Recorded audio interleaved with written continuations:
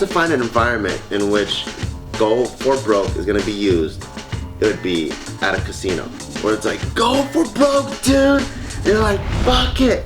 All my money on red! And that's what go for broke means to me, where you gotta make decisions and you gotta be fully committed to whatever your goals are without having a second thought of turning back.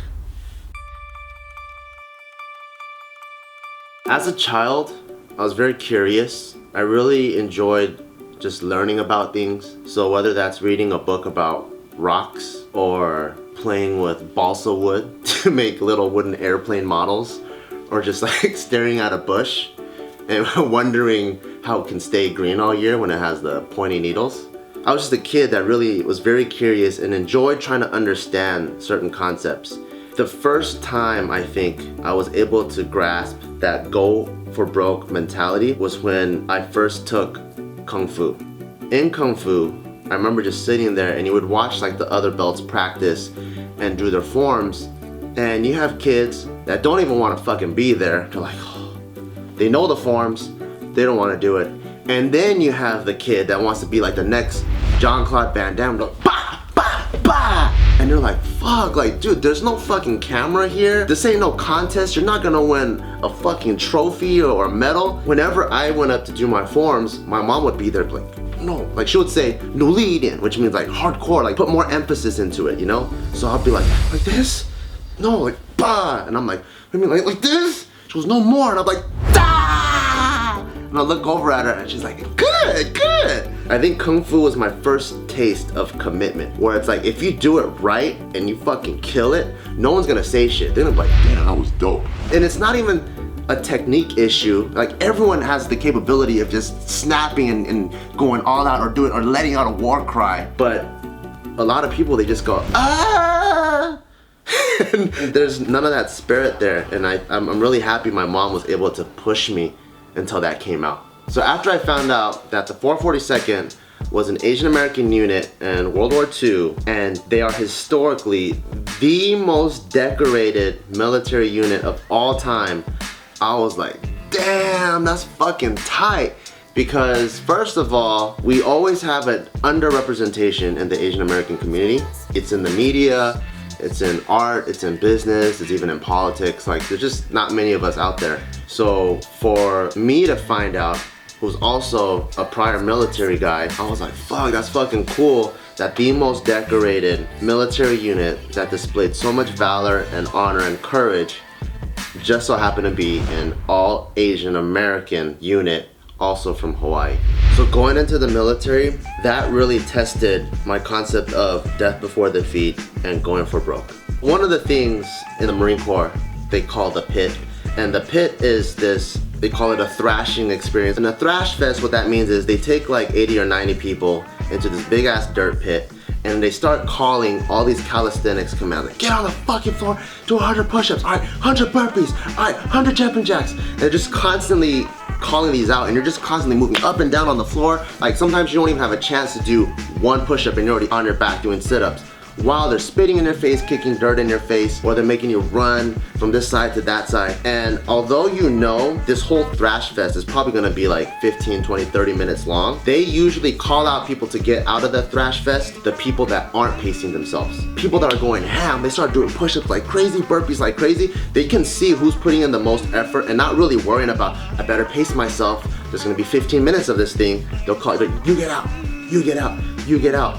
So that type of concept where as soon as you're initiated, you have to go 1,000 miles an hour, that is heavily instilled in the military. Another event that really achieves the go for broke mentality, there is this 3-day test called the Crucible. This is in the Marine Corps only. And during the Crucible, you only have 3 meals for 3 whole days, and you sleep 2 hours every single night. So it's a really grueling process, because as you're covering ground, you go through an obstacle course, and you're kind of drowsy, and you're kind of not all there because you only slept for 2 hours and you only have 1 meal. And at the end of the Crucible, there's this hike called the Reaper. And the Reaper goes uphill and it flattens out and then it goes uphill again. But it's so steep to the point where you can't see the second uphill. You just see the first uphill. And it's notorious.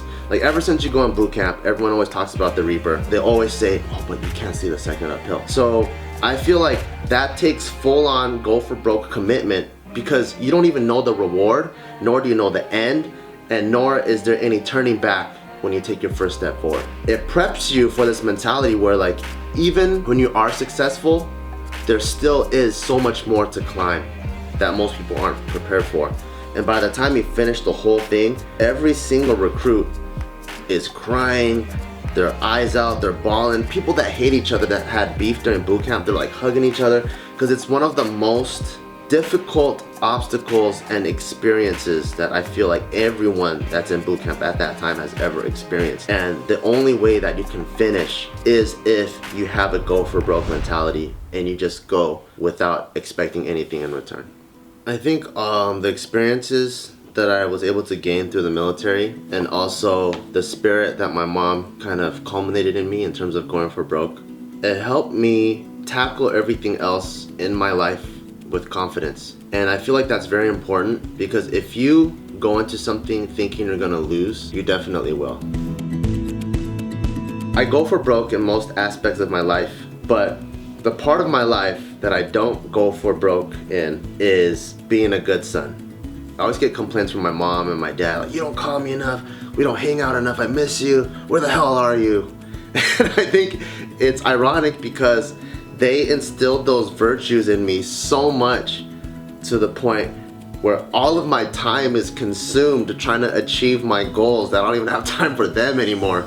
And now I kind of left them in the dust and I feel bad. So I try to at least hang out with them at least once a month, although it's still very difficult. But that's definitely still something that I have to work on in terms of going for broke as a son. I know there's gonna come a day where they're gonna need me, where they're really old and they're gonna need me to be by their side, to serve them, to take them to the hospital. And I think at that time it's gonna be too late for me to play catch up as a good son. So I think immediately I have to start being a better son and start communicating and hanging out with them more and going for broke in that manner. In the current state that I am right now, and as of recent, I haven't had many failures, but I think in the beginning of JK, where there's a lot of trial and error and a lot of experimentation, and each time we would always go for broke to make sure we give it our all, there were a lot of failures. Like, we would not land auditions, or we would put all of our eggs in one basket for a video and it wouldn't do so well, or we spend a lot of money on a budget for a video that also wouldn't do well. And so there's a lot of failures there, but I don't think any of those had a negative outcome in terms, or negative effect in terms of the overall success and growth, because I feel like you learn so much more from your mistakes and your failures and your successes, that each time you fail, you learn what not to do, and it only puts you closer to what you want to do and achieving what you want. So by going for broke, you're gonna be able to learn 100% from each step that you take. Because if you half-ass something and you do it and you fail, 50% could be you went in the wrong direction, but the other 50% could be you just didn't go hard enough. Which is why I feel like going for broke is the only mentality that you should have.